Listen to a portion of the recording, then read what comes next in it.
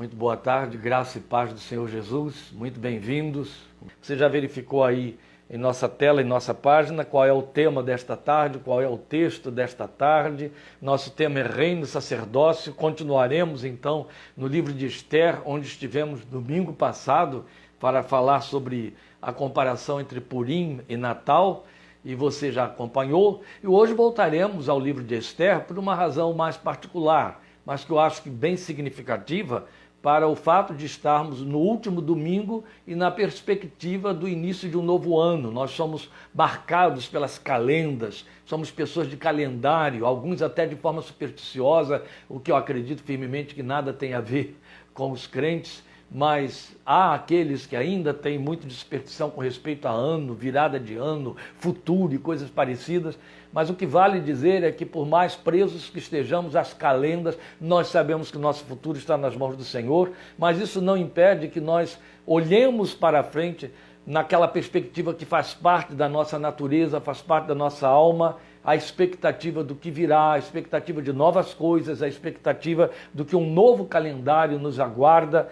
E então temos posições a assumir diante de Deus, como igreja, como povo de Deus, como cristãos, e é isto que queremos considerar nesta tarde.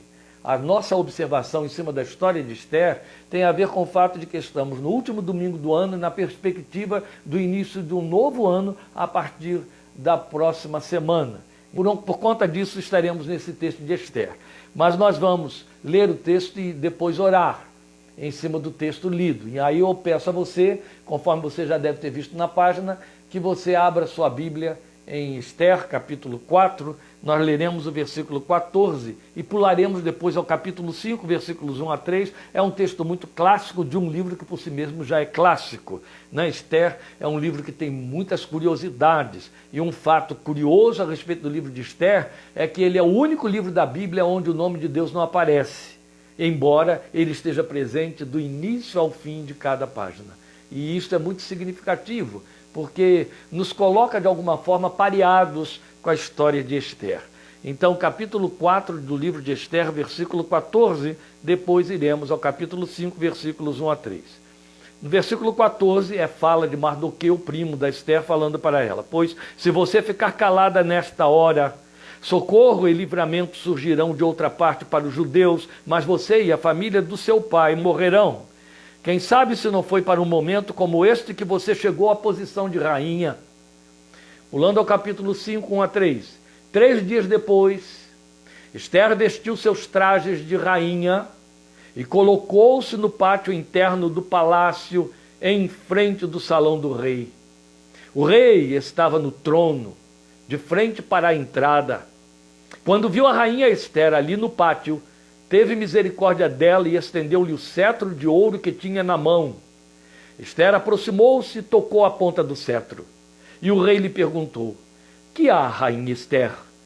Qual é o seu pedido? Mesmo que seja metade do reino, lhe será dado.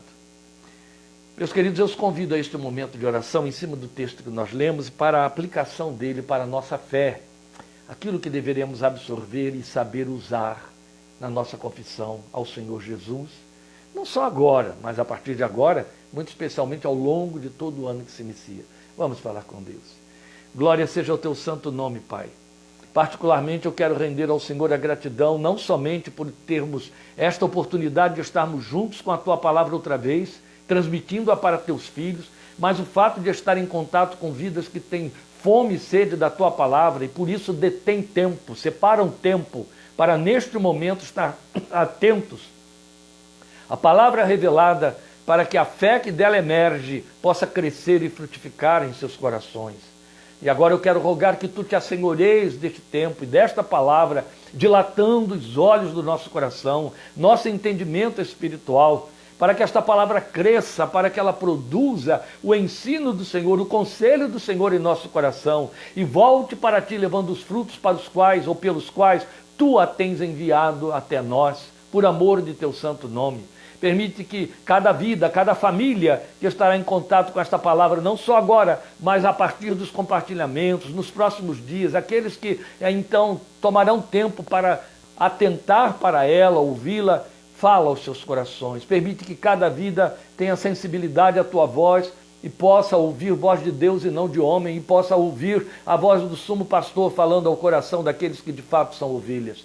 Por tua graça age, por tua graça permite que esta palavra seja instrumento de transformação, instrumento de posicionamento espiritual diante de ti, coisas de que a igreja está urgentemente carente, desesperadamente carente, no singular, no geral, e por isso eu rogo que tu te sirvas desta palavra e deste tempo para produzir estas transformações e consertos e mudanças para as quais nos chamaste e as quais esperas encontrar em nossas vidas. Nós te rogamos, e rogamos que o Senhor fale ao coração de cada um, usando este texto de Esther e ensinando-nos segundo o teu santo propósito, para o louvor de tua glória, no bendito e santo nome do Senhor Jesus. Amém. Amém. Meus queridos, como eu comecei a dizer, estamos voltando ao livro de Esther, por conta do período. Eu acho que é muito importante que a gente faça uma avaliação da nossa espiritualidade, da nossa confissão e nosso posicionamento espiritual à luz do que nos ensina esse texto histórico de Esther. Mas há uma outra razão também mais particular, como eu disse, pela qual eu estou voltando ao livro de Esther. Eu ouvi um irmão amigo, um pastor amigo, me dizer esses dias que nesse período, nesse mês do Advento, ele passou com a sua igreja todos os domingos falando sobre os dias que precederam o Natal. E achei muito interessante, ele me apresentou cada tema daquele. E como eu tinha falado sobre o Natal à luz do Purim, da história de Esther, me ocorreu também falar alguma coisa sobre antes do Purim. E coincidentemente, o antes do Purim nos prepara para antes da chegada de um novo ano. E o antes do Purim é exatamente esse texto que eu acabei de ler para você, o texto que deu origem ao Purim, que levou, ou melhor, a história que lemos, é a história que levou ao Purim, que fez com que ocorresse Purim. Então nós estivemos lendo o fato, e você já sabe dele, você já o conhece. Estamos falando da época do Império Persa, em que um grupo muito grande de famílias judaicas estavam cativas em Suzã, capital do Império Persa. Lá estava Mardoqueu, primo mais velho de Esther, e lá estava Esther, que, dadas as circunstâncias da história, você deve ler o livro, virou rainha. Acabou parando no palácio, sendo eleita pelo rei rainha. Mas eu quero, antes de avançar, esclarecer aqui algumas coisas, especialmente para aqueles que são mais treinados na avaliação da palavra de Deus, nas questões teológicas, nas questões técnicas, para que haja certa cautela e certo cuidado. A minha proposta aqui, não vou fazer isso, não é tipológica, não é fazer uma tipologia, mesmo porque eu não consigo enquadrar, eu pessoalmente, tipologia no livro de Esther do tipo que querem alguns. Esther, tipo da igreja, Xerxes, tipo de Jesus. Eu não vou por aí, mas é um fato de que há um inevitável paralelo ideológico nesses acontecimentos de Suzã, né, a capital do Império Persa, entre o posicionamento de Esther e o que de nós se espera como povo de Deus nesta geração. E eu diria melhor, o que Deus espera de nós como seu povo nesta geração. E o paralelo, ele fica justamente nessa dimensão. Nós e Esther, e a necessidade de Deus neste posicionamento nosso, tal como Esther, que quase fracassou, se adiantou. O paralelo se vê em vários fatos muito interessantes. Um é de Esther ter tomado posição numa categoria da qual estava investida e não se resolvia ou não agia nela. Esther era rainha. Esther tinha sido eleita rainha, entronizada como rainha. Ela estava agora no lugar de Vasti como esposa, que tinha sido banida, como esposa do rei do Império Medo-Persa. E então, já há dias, como ela mesma disse, não entrava à presença do rei, porque ela só se ocupava, como rainha, em entrar à presença do rei, quando por ele chamada. É quando Mardoqueu chama a atenção dela, dizendo: há uma tragédia solapando, que vai produzir desastre, genocídio, vai acabar com a tua raça, com o teu povo. E você está no lugar ideal para impedir isso. Você é rainha, Esther. Vai lá e interceda, Esther, diante do rei. Faça alguma coisa para salvar o teu povo. Eu não sou chamada diante do rei há mais de 30 dias, todo mundo sabe que a lei estabelece que se alguém invadir, morre. Onde estão os paralelos? É muito bonito, não é? Porque quando estávamos no regime da lei, lembram de usar? Quem tentasse invadir o Santo dos Santos seria fulminado. Se não estivesse credenciado, devidamente aparamentado e preparado para isso, e eleito para isso, como sumo sacerdote, devidamente revestido do sangue, para entrar no Santo dos Santos e oferecer o sacrifício, o sangue do sacrifício para a purificação do pecado do povo, seria fulminado. Quem não estivesse legalmente autorizado e tentasse tocar na arca da manifestação da presença de Deus, seria fulminado. O povo de Moisés, o livro de Hebreus descreve para nós, que tremia com os estremecimentos do Monte Sinai, apavorados porque a presença de Deus lhes infligia terror, eles temiam morrer. Não houve um israelita que ao longo dos séculos, na sua convivência com Deus, dos menos aos mais preparados, e aí eu estou falando de um Manoá até um Daniel, profeta, que não temesse ver a face de Deus, e quando ocorria uma teofania dessa ordem, eles gritavam imediatamente: ai de mim, eu vou morrer porque eu vi a face de Deus. Foi assim com Jacó, foi assim com cada um deles, com o Manoá, foi assim com Daniel, com Ezequiel, desmaiavam, caíam, porque eles tinham muito medo de entrar à presença do rei sem terem sido chamados. Não é bonito o paralelo? Não é tipologia, não precisa de tipologia.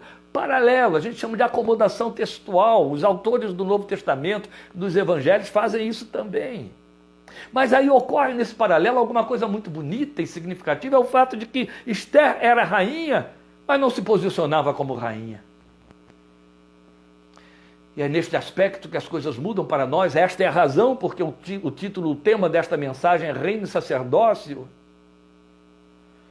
Porque é como se ainda estivéssemos na lei. Nós não nos posicionamos diante de Deus como reino e sacerdócio. Só buscamos a Deus em cima daquilo que de fato nos diz respeito e nos interessa, o que se volta para o nosso umbigo, não é verdade?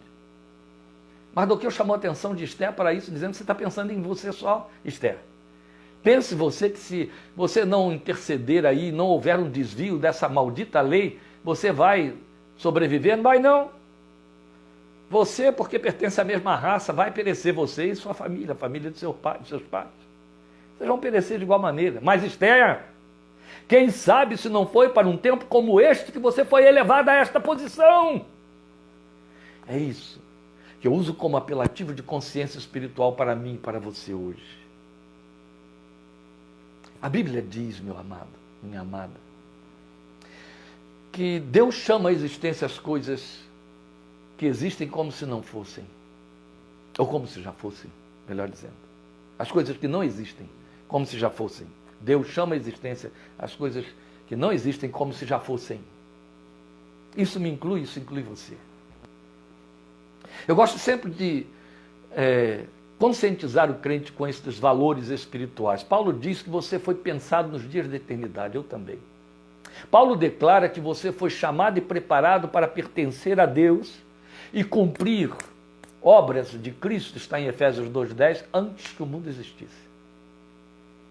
Ora, se o plano de Deus se estende para trás de você a um tempo tão infinito quanto a eternidade, você poderia ter nascido na era medieval, não é verdade? Ou ainda está guardado no propósito de Deus para daqui a 20 anos. Mas você já está aí. Você nasceu na virada do século, você nasceu no início do século, você nasceu na metade do século como eu, século passado. E a pergunta que fica é, eu poderia ter vindo muito antes, como meus avós, como os peregrinos que trouxeram o Evangelho para o Brasil, levaram para as Américas? Ou poderia estar guardado no propósito de Deus para, se houver esse tempo, daqui o ano 2075. Eu estou grato porque eu nasci bem antes, sabe, gente? A verdade é que se Ele me chamou neste tempo, Ele chamou você neste tempo, porque Ele precisou da manifestação da graça através da sua vida neste tempo. Porque ninguém foi chamado para si mesmo. Lembra de Romanos? Paulo dizer para nós em Romanos 14:7 que nenhum de nós vive para si, nem morre para si. Se vivemos, para o Senhor vivemos. São textos desconfortáveis, eles dão aquele friozinho no umbigo, aquela sensação de que eu estou mal posicionado nisso aí. Mas são verdadeiros, não adianta mal-estar, porque eles não vão se adaptar a você.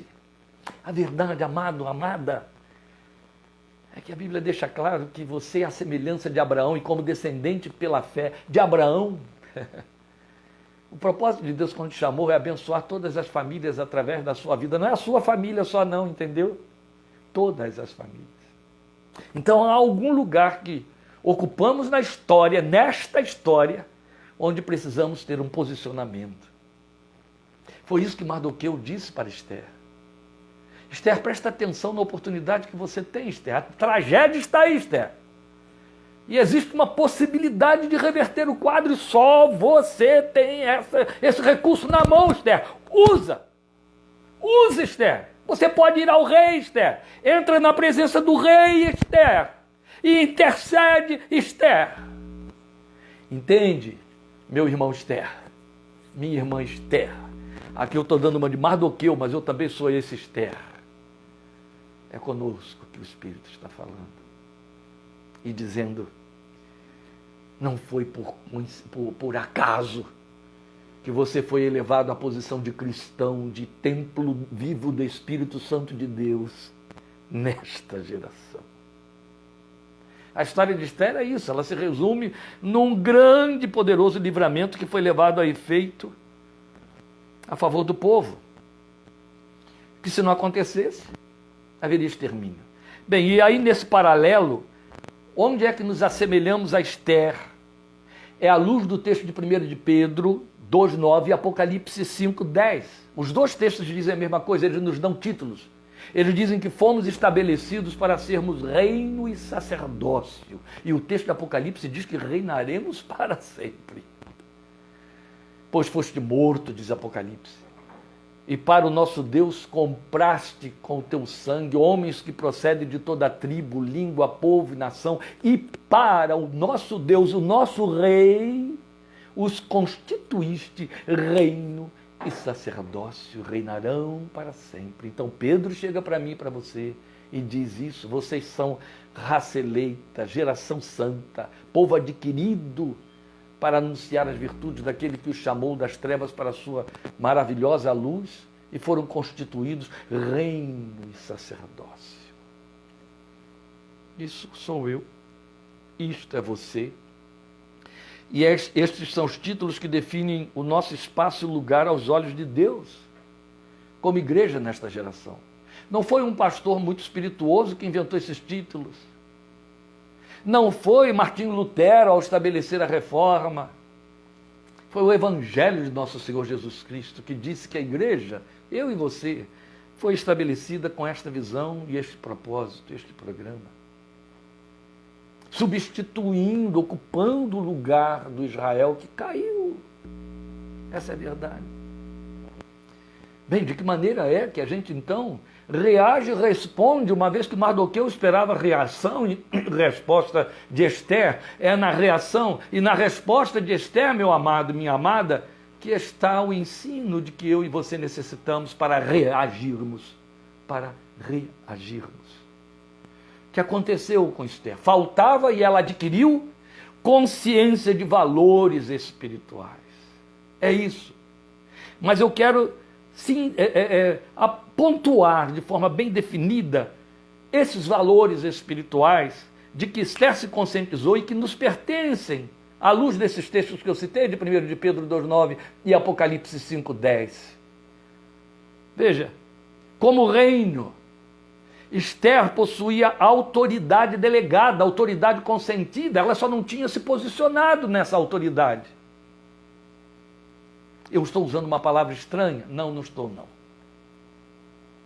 Exousia é uma palavra grega que saiu das penas de todos os evangelistas para falar do que Jesus nos declarou.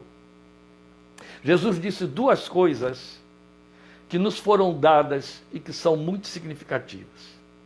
Uma, ele deu e veio diretamente dele para mim e para você como igreja. Depois de ter dito, é-me dada toda a autoridade nos céus e na terra. Ele olha para mim e para você, ele declara, eis aí, eu lhes dou autoridade sobre toda sorte, todo mal, serpentes, escorpiões, toda malignidade, de maneira que nada lhes fará dano algum.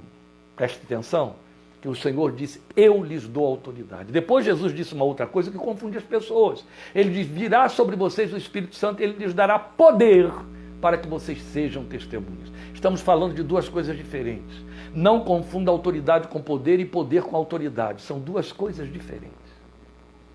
Começa pelo fato de que o poder só é verdadeiro se houver autoridade. E precede o poder a autoridade. A autoridade precede o poder. Entende? Não há valor nenhum em poder sem autoridade. Nenhum valor. É inócuo. Eu me lembro, quando eu aponto assim para a câmera, é porque eu estou apontando gente muito querida que participou da coisa que eu quero citar. Mas eu me lembro vivendo dentro de uma igreja que cria e exercia os dons espirituais, tradução, poder, não é? É assim que se entende dons espirituais, poder de Deus, manifestação do Espírito de Deus. Quando uma certa ocasião, não estou fazendo uma crítica impiedosa, eu estou constatando uma realidade que é vergonhosa, um grupo de senhoras que faziam parte do círculo de oração estavam orando, falando em línguas, então elas estavam manifestando poder. E de repente uma mulher, uma moça jovem, eu me lembro até hoje do nome dela, ela se infiltrou, foi por dentro da igreja, chegou no meio da roda daquelas mulheres e manifestou uma atuação maligna. Não ficou uma mulher no lugar. Debandaram todas. É isso que eu chamo de poder sem autoridade. E poder sem autoridade é inócuo. Eu tive de chamar aquelas irmãs depois e exortá-las. Eu já era pastor. Porque aquilo foi triste, vergonhoso, mas altamente denunciador. De que vale poder sem autoridade? Jesus nos deu autoridade. E a autoridade é representacional, a autoridade é delegada. Ele nos delegou poder. Aí ele disse, eu recebi e agora eu transmito a vocês. Eis aí vos dou autoridade. A autoridade é posicionamento que você tem pela fé no Filho de Deus. A autoridade é posicionamento que a graça te dá. A autoridade não é algo que você desenvolve. Acorda. Você pode buscar poder, nunca vai conseguir a autoridade buscando. Ou você pertence ao Senhor e a autoridade vem no pacote da graça, ou você não tem autoridade nenhuma, entende? Agora poder não, vá buscar poder. Quanto mais você buscar, mais Deus lhe dá, porque se o poder vem pelo agir do Espírito, e Paulo me manda me encher do Espírito, então que eu busque poder. Mas lembre, poder sem autoridade, olha, nada serve. Serve para nada. Atente para isso. A autoridade fala de posição, a autoridade fala de caráter, a autoridade fala de natureza espiritual. A autoridade é inegociável, irremovível e acorde, meu amado.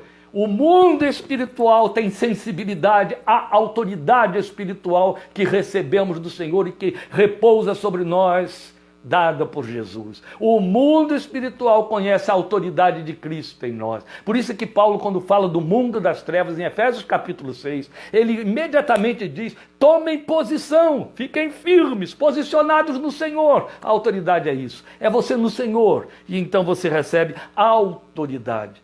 Pois bem, Esther tinha e não usava. Mas como reino, e possuindo autoridade, consentida e delegada, ela fez o trabalho então de sacerdotisa. Ela exerceu o papel de intercessor. E aqui já estamos definindo a diferença entre reino e sacerdócio. O reino traduz a autoridade espiritual e sacerdócio traduz a função, o uso da autoridade. Intercessor. Intercessor, aquele que oferece sacrifícios espirituais, aquele que oferece sacrifícios pessoais, individuais ao Senhor. Como intercessora, Esther exerceu sacerdócio, e aí ela fez este segundo movimento baseado no primeiro, como eu acabei de explicar, e espero que você tenha percebido bem. Entende? Isso que não pode faltar, que estava faltando a Esther, e não pode faltar a mim e a você, consciência de valores espirituais, consciência de autoridade. O que aconteceu com aquelas pobres irmãs? Elas não tinham consciência da autoridade de que estavam investidas. De jeito nenhum. E a gente lamenta porque isso continua acontecendo por aí à vontade. Alguns espertalhões, alguns trapaceiros da fé, eles existem, viu gente? Como eles existem. Eles adoram ocupar tela de televisão. Alguns trapaceiros da fé andaram por aí vendendo fitas, apregoando fantasias demoníacas, medo de Mickey, medo de Donald, de Pato Donald, cuidado com o que você fala, cuidado com o que sai da sua boca, encharcando o povo de Deus de encantamentos e de superstições, escravizando, tornando medrosos, apavorados, com medo de diabo, de demônio, vendo o diabo onde ele não estava. E eles se aproveitaram disso, porque eles tinham de esconder dessas pessoas para que eles pudessem ser poderosos, que elas estavam investidas de uma autoridade pela qual não tinham que sequer se preocupar com o mundo espiritual. O mundo espiritual é que tinha de estar preocupado com essas pessoas. O mundo espiritual é que tem de estar preocupado comigo e com você, por causa da autoridade que estamos investidos pelo sangue do Cordeiro de Deus, pela nossa identidade, comunhão, aliança com o Filho de Deus, bendito é o seu nome. Por isso é que a Bíblia não poupa palavras quando ela fala do que nos vem através do seu nome, por causa do seu nome. Aí vale lembrar aqui, abrindo parênteses, prolongando esse pronunciamento que eu não esperava que fosse ficar longo, mas estamos fechando, vou lhe dar paz até 7 de janeiro, então me dê um pouco aí de sua tolerância, mas observe, a gente tem um jargão, nós dogmatizamos, e se tornou tão repetitivo, tão pertinente, tão inegociável, que não é mais possível para mim, para você, para qualquer crente que se entenda crente, mudar isso aí. Mas a verdade é que não há um de nós que não faça uma oração encerrando com um chavão que diz em nome de Jesus, amém. Não é verdade? Se a gente pretende até num grupo de oração orar sem fazer esse encerramento, as pessoas ficam esperando que a gente continue falando, ou então elas encerram no nosso lugar. Como não veio em nome de Jesus, amém, alguém diz, mas em nome de Jesus, amém. Porque entendem que quando o Filho de Deus disse, tudo que pedires ao Pai em meu nome, Ele atenderá, em meu nome vocês farão, aí entendem que essa informação que o Filho de Deus nos passou tinha que se transformar num dogma. Então a oração só fica validada e só é verdadeira se eu usar o refrão que vira um talismã, em nome de Jesus, amém. Meus irmãos, eu não quero considerar aqui que você, nem estou pretendendo te trazer um ensino novo e dizer, não faça mais isso. Primeiro que não está errado. Eu só quero corrigir uma coisa aqui, muito importante. A colocação em nome de Jesus, amém, não é uma chave, não é um talismã. É uma consciência de autoridade. Ela está nos conscientizando da posição que ocupamos, entende? Quando eu oro ao Pai em nome de Jesus, o que eu estou dizendo para mim e para Ele é, meu Deus, eu estou indo a Ti através da obra de Teu Filho. Eu estou indo a Ti através do sacrifício do Teu Filho. Eu estou indo a Ti em nome da aliança que eu tenho com Teu Filho. Eu estou indo a Ti através da porta que Teu Filho me abriu, na dependência do Teu Filho. É isso que significa em nome de Jesus. Da parte de Jesus. Não é? Isso é autoridade. Aí está a autoridade. Isso muda tudo. Tivéssemos tempo, eu estaria contando aqui para vocês algumas histórias bem ilustrativas da presença e da ausência de autoridade no exercício da praxis cristã. E acho que lhe ajudaria um pouquinho. Mas depois eu quero falar também, tenho de falar e vou continuar, que o texto vai nos mostrar a consciência da posição sacerdotal assumida por Esther, que eu e você precisamos assumir. E essa consciência de posição sacerdotal, ela aconteceu a partir do momento daquilo de que estava investido Mardoqueu. Mardoqueu estava consciente dessa posição sacerdotal de Esther, quando ele diz para ela, quem sabe se para tal ocasião como esta, ou para tal tempo como este, como dizem as versões mais antigas, foste elevada a rainha, ou vieste a esta posição. Então Mardoqueu, na verdade, o que ele fez ao fazer essa declaração é que ele apostou na soberania divina quanto a Esther em sua geração, e ele estava certo. Quando ele coloca isso, quem sabe se não foi para tal tempo que você foi colocada aí. Vai parecer aos menos crentes que é muito pobre o que eu vou dizer agora. Ao mesmo tempo vai aparecer aos muito crentes que é muito pertinente o que eu vou contar agora. Mas eu morava no interior próximo do Rio de Janeiro, e a minha igreja ficava distante 1 hora de ônibus. E bem naquele tempo do governo Sarney, os que viveram sabem, houve congelamento, então os ônibus, que hoje no Rio ainda andam superlotados, naquele tempo eram ultra lotados. O povo aqui do interior de São Paulo não sabe nem o que é isso que eu estou falando. Hiperlotados. Está aí a Denise, a Ana Maria, elas sabem muito bem o que eu estou dizendo. Sabe o que é um ônibus hiperlotado? Eles prendiam os ônibus dentro das empresas para poder circular menos e eles terem mais lucro, já que não podia aumentar o valor da passagem e a inflação estava solapando lá de fora. Então o que acontecia é que você ficava 1 hora, meia hora no ponto do ônibus e quando ele vinha você tinha que entrar. Só que a lotação era para 42 pessoas e já havia 80 quando você queria entrar.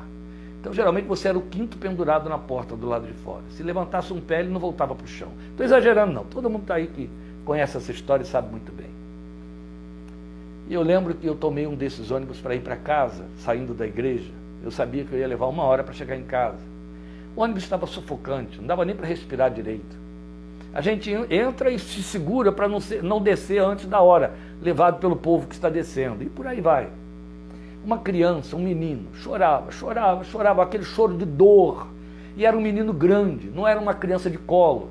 Estava exatamente a um banco depois de mim, eu em pé no meio daquele sufoco daquela gente toda, e lá embaixo aquela criança sentada no colo de uma mãe com um curativo no olho, e chorava e gemia, e era evidente que a criança estava louca de dor, e aquela mãe nervosa, o ônibus quente, e ele suando, e aquele choro incomodando todo mundo, e de repente eu acordei, eu disse, oh Deus, essa criança está sofrendo horrores, eu não sei quantos crentes no meio desses 80, 100 que estão aqui dentro existem, mas eu sei, eu sou eu estou aqui, eu sou intercessor, e eu quero clamar a Ti por esta criança agora.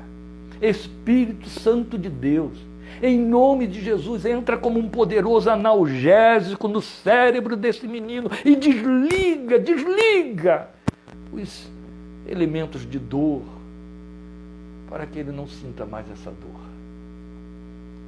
Dá uma analgesia, Espírito Santo, eu lembro disso até hoje.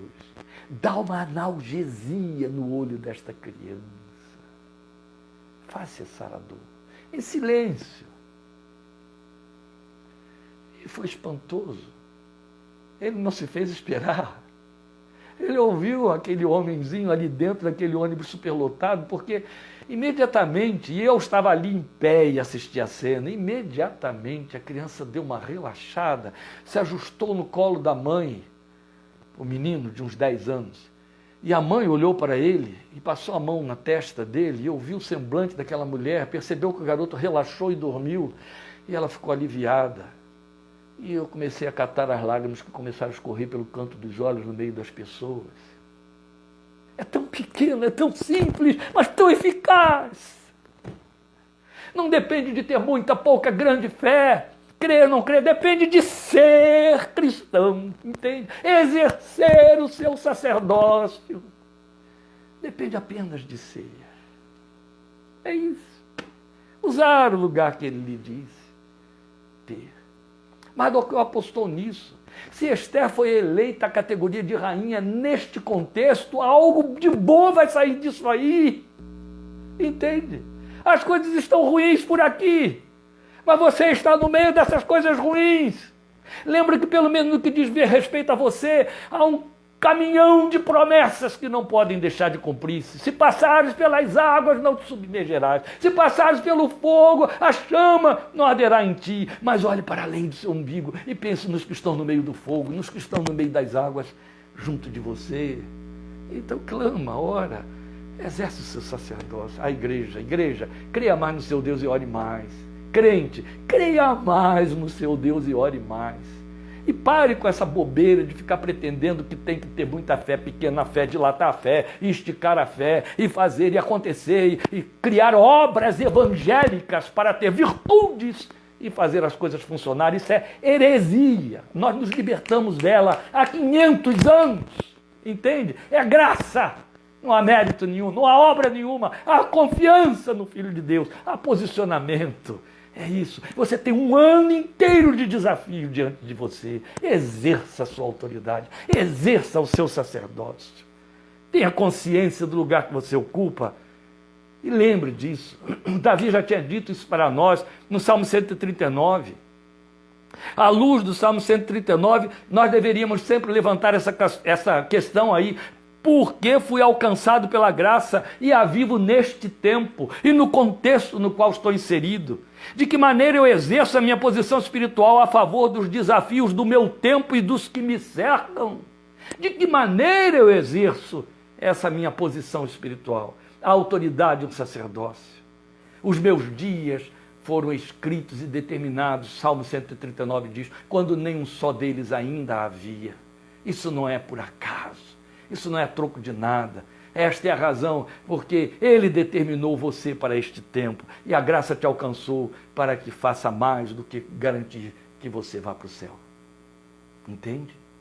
Ela não entrou em você para se fechar em você. Em hipótese alguma, meu amado. Por último, eu quero mostrar a você que existe o exercício. Existe a consciência de que falamos, mas também existe o exercício dessa consciência, que eu chamaria de exercício do sacerdócio real, a que Pedro e João em Apocalipse se referiram. Exercício do sacerdócio real. O que aconteceu com Esther? Apesar de se saber indevida, apesar de se saber fora da autorização legal, apesar de nunca ter se visto na condição de rainha, a não ser pelos paramentos. O texto diz que Esther se vestiu de rainha. Eu acho isso lindo. Eu me lembro bem das mulheres de Deus que pegavam esse texto aqui e então faziam suas conexões maravilhosas. Eu lembro de Dorcas falando sobre isso. Esther se vestiu de rainha e entrou na presença do rei. Aí você vai para o Salmo 45, isso cresce. Aí você vai para Efésios capítulo 5, isso cresce. Porque o Salmo 45 fala da rainha adornada com ouro de Ofir, que chega na presença do rei. Você vai para Efésios capítulo 5 e vai ouvir Paulo dizendo que Jesus adornou a igreja. Ele a ornou com dons, ornou com talentos. Ele te adornou pela graça, ele te adornou no Espírito.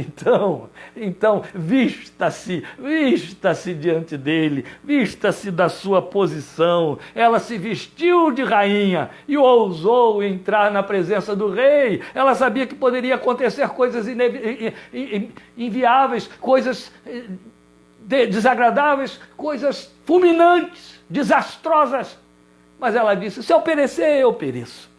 Mas eu vou enfrentar isso aí. Eu vou lá, eu vou cumprir a minha função.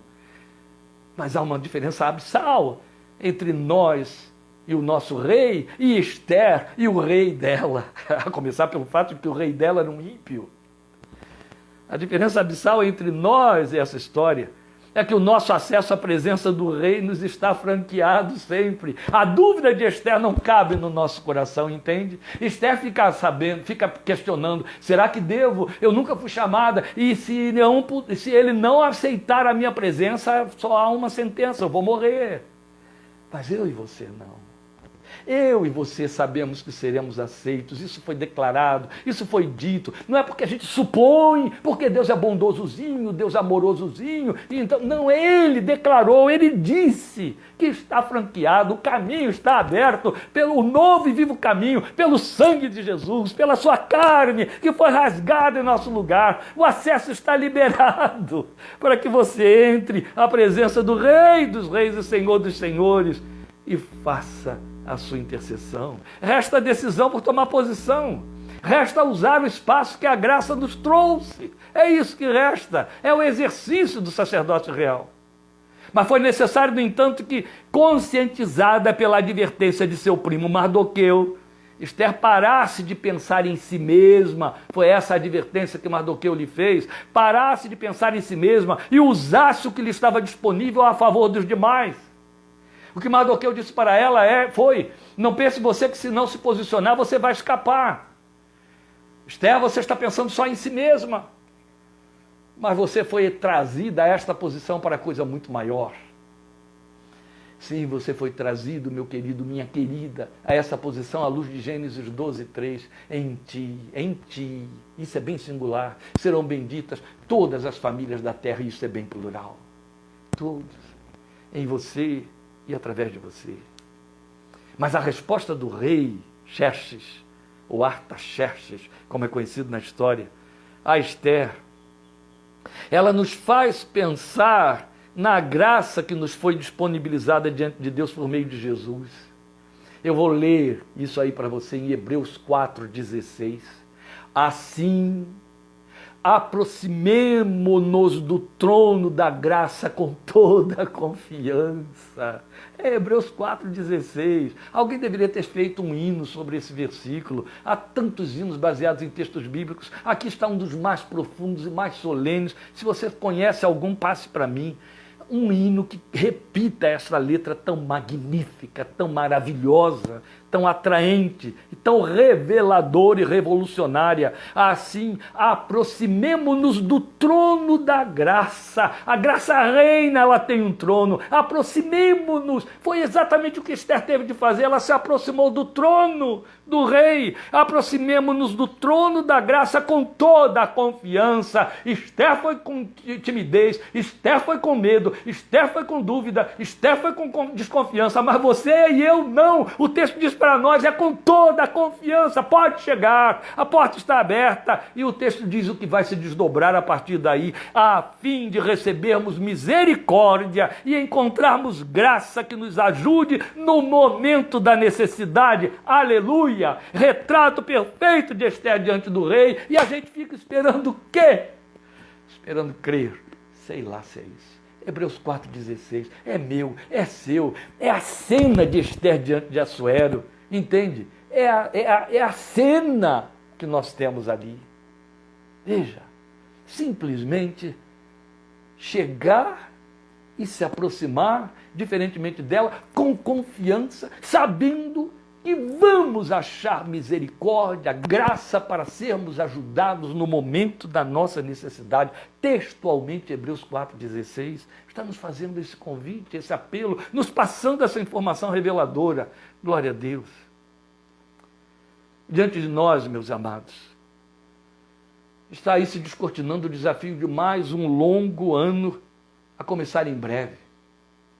O nosso desejo muito grande de crentes decentes e coerentes e inteligentes é que as coisas malignas que nos acometeram nestes 2 anos de pandemia cessem.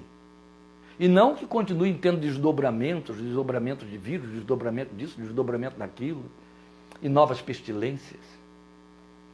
Nós queremos que essas coisas mudem, não é verdade? Você não quer uma reedição de tragédia para 2022. Nem universal, e nem pessoal, nem particular. Mas lembre-se disso. Se você não se ocupar com as coisas gerais, elas te alcançam no particular. Isso é um problema sério, muito sério. Então, a verdade é que nós estamos com esse desafio diante de nós para exercermos o nosso sacerdócio diariamente a favor dos que precisam de um livramento real, pelo agir poderoso de Deus, em cuja presença nós estamos por meio de Jesus.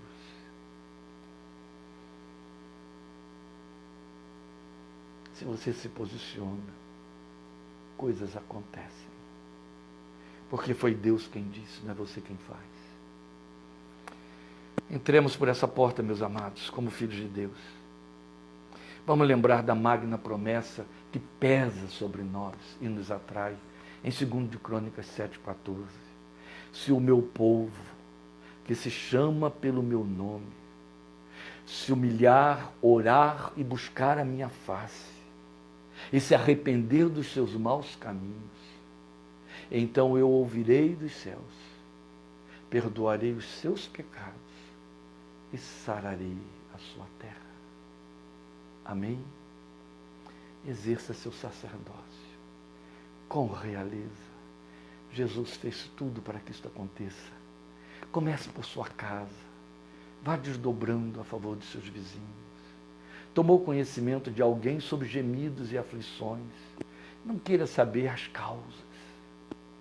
Vá suplicar ao Rei dos Reis e Senhor dos Senhores que tem todas as opções na mão, que interfira, que intervenha.